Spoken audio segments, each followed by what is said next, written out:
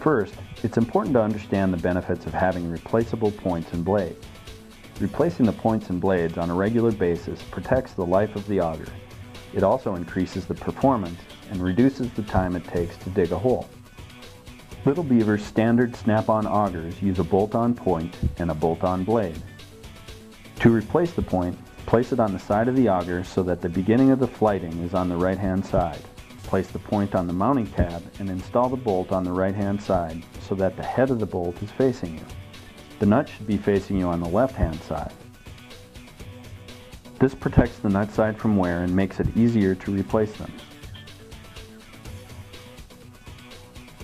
Next, attach the side blade with 2 additional bolts and tighten.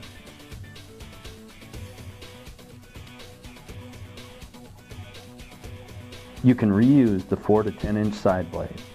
Just remove the bolts, flip the worn side over and reattach the blade. If you are using a carbide blade, it should be square to the auger and attached with a lock nut.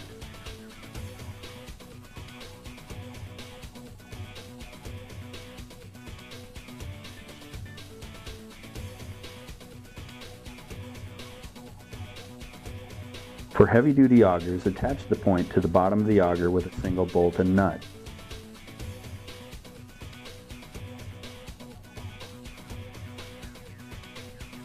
The point should be loose.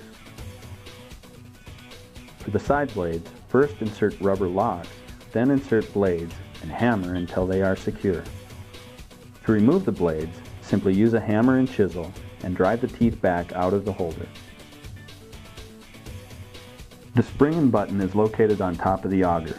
This is what holds the auger to the adapter. To replace, push the button in and remove through the top of the auger with a pair of needle nose pliers. Insert the new spring and button and lock into place.